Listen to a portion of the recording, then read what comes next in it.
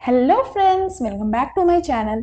आज मैं आप लोगों को चीयर अप के ड्रामा का एपिसोड 2 यानी कि पार्ट 3 एक्सप्लेन करने जा रही हूँ।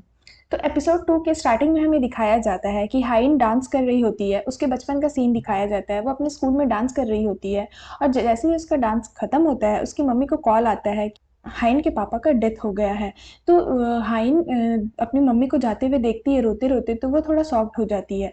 उसके बाद हमें दिखाया जाता है कि हाइन देखती है कि उसका भाई और उसकी मम्मी सभी सभी लोगों ने सुसाइड कर लिया है और वो गेट नॉक करने लग जाती है।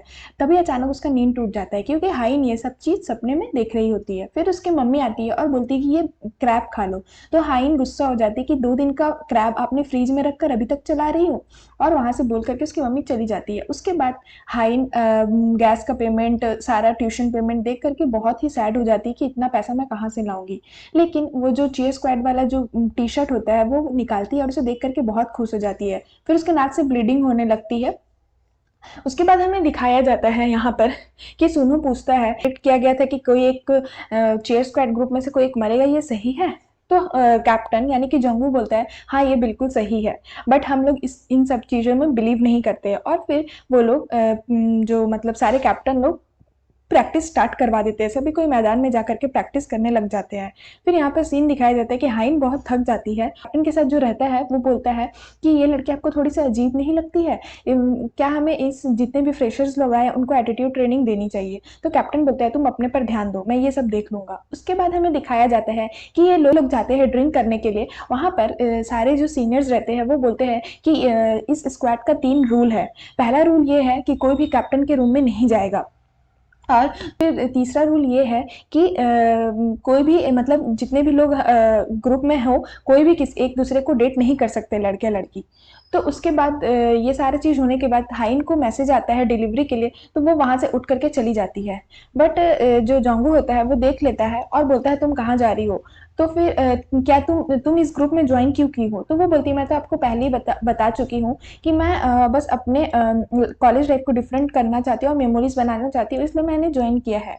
और उसे वहाँ पर थोड़ा सा फन वे में मार करके चली जाती है। उसके बाद हमें दिखाया जाता है कि हाइन अपने घर में बैठ करके कपड़े धो रही होती है और बोलती है कि पैसा कमाना इतना मुश्किल क्यों है, ये सब। और उसकी मम्मी वहाँ पर बैठ कर मूवी देख रही होती है और बोलती तुम चुप रहो, मुझे टीवी देखने दो। और वो हँसते-हँसते मूवी देख रही होती है। इधर उसके बाद हाइन का भाई आता है स्कूल से और हाइन बोलती है कि आज तो तुम्हारा रिज़ल्ट था, तो तुम मुझे रिज़ल्ट दिखाओ, तुम्हारा कैसा पेपर गया, तुम्हारा कैसा मार्क्स आया है। तो हाइन का भाई उसे दिखाता है और उसका मैथ्स में मार्क थोड़ा कम रहता है। तो वो बोलती है तुम्हारा मार्क्स इतना कम क्यों आया फिर से? तो उसकी मम्मी बोलती है दिखाओ, दिखाओ, मुझे दिखाओ, और हाइन को बोलती है इसका मार्क्स तो ठीक है, ये बहुत अच्छा परफ़ॉर्म कर रहा है। उसके बाद हमें सीन दिखाया जाता है जोंगू का, जो अपने घर आ जाता है और घर आकर के जैसे ही वो सोता है उसे याद आता है फिर से वो मोमेंट जब ऊपर से कैमरा गिर गया था और एक लड़की की डेथ हो गई थी।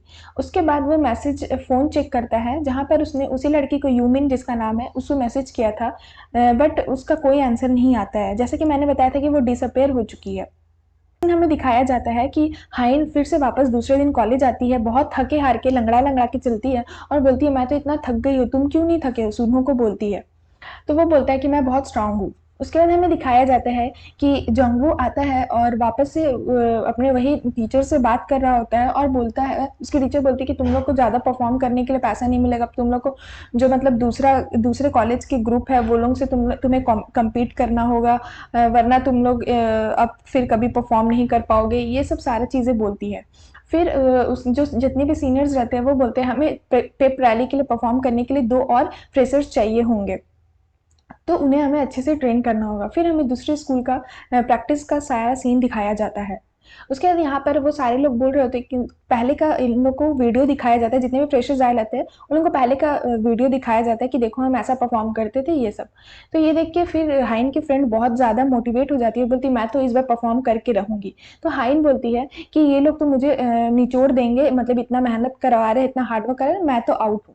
उसके बाद हमें दिखाया जाता है कि वही जो जिसने हाइन को पैसा देने के लिए बोला था कि 1000 दूँगा, वो उसे कॉल करके बुलाता है अपने रेस्टोरेंट, बताता है कि मैं भी पहले इस ग्रुप में कैप्टन हुआ करता था।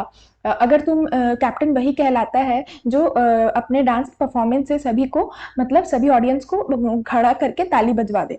ऐसे ऐसे करके उसको बताता है। फिर उसको बोलता है अगर तुम इस पेप रैली में 2 फ्रेशर्स को लिया जा रहा है, तो अगर तुम उस एक फ्रेशर्स में अपने आप को सिलेक्ट कर लोगी तो मैं तुम्हें 10% इंसेंटिव दूंगा। तो हाइन फिर से सॉफ्ट हो जाती है और बोलती है कि 10 नहीं, मुझे 20% चाहिए। तो वो बोलता है कि ठीक है, पहले तुम सिलेक्ट तो हो जाओ, उसके बाद हम बात करेंगे। उसके बाद वो बोलती है खाना बहुत ही टेस्टी है। तो वो बोलता है हाँ ठीक है, तुम अच्छे से खाओ, तुम्हें एनर्जी की ज़रूरत है। उसके बाद हमें दिखाया जाता है कि हाइन बहुत खुश हो जाती है क्योंकि एक तो उसे 1000 पर मंथ भी मिल रहा है। उसके बाद हमें सीन दिखाया जाता है हाइन के एक्स बॉयफ्रेंड का, जो वहाँ पर आता है और बोलता है कि मैं तुम्हें 3 दिन से कॉल करने का कोशिश कर रहा हूँ, तुम कहाँ हो, तुम मेरा फ़ोन क्यों नहीं रिसीव कर रही है। तो वो बोलती है कि हमारे बीच तो ब्रेकअप हो चुका है, अब मैं तुमसे बात नहीं करना चाहती। तो फिर बोलता है कि सब कुछ भूल के क्यों ना फ्रेश स्टार्ट करते हैं। तो ये बोलती है कि मुझे तुम्हारे साथ कोई फ्रेश स्टार्ट नहीं करना, मैं तुमसे थक चुकी हूँ। तो फिर वो बोलता है कि तुम बहुत पार्ट टाइम जॉब में बिजी रहती, तो हम लोग कभी भी डेट पर नहीं जा सकते थे, इसलिए मुझे बहुत बुरा लगता था। ऐसे करके उसे समझाने की कोशिश करता है, बट हाइन कुछ नहीं बोल करके वहाँ से सैड होकर के चली जाती है।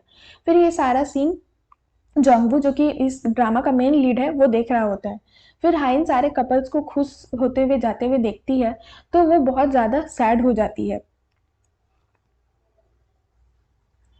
उसके बाद हमें दिखाया जाता है सीन कि यहाँ पर सारे ग्रुप वाले प्रैक्टिस कर रहे होते हैं सीनियर्स के साथ, और को वॉशरूम जाना रहता है और वो वॉशरूम चली जाती है। तो फिर उसे डांट पड़ती है कैप्टन से कि तुम बिना पूछे ऐसे नहीं जा सकती। तो उसके बाद हमें सीन दिखाया जाता है कि जोंगवू का एक फ्रेंड आता है और बोलता है कि अरे तुम अभी तक ये चेयर स्क्वाड वाले ग्रुप में हो। तो वो बोलता है हाँ। तो बोलता है मैंने तो रूमर सुना था कि ऐसा ऐसा कुछ होने वाला है। तो बोलता है हाँ, ये सब फॉल्स रूमर है, और उसे बोलता है कि मैं मिलिट्री सर्विस अगले साल जाऊंगा। उसके बाद हमें सीन दिखाया जाता है कि सोनू डिलीवरी के लिए कुछ ऑर्डर किए रहता है। तो वो ऑर्डर देने के लिए हाइन आती है। तो वो बोलता है अरे तुम। उसके बाद इन दोनों के बीच क्या बातचीत होती है मैं आपको पार्ट 4 में बताऊंगी। तो फ्रेंड्स, अगर आपको मेरी वीडियो अच्छी लगी हो तो मेरे वीडियो को लाइक करें, मेरे चैनल को सब्सक्राइब करें।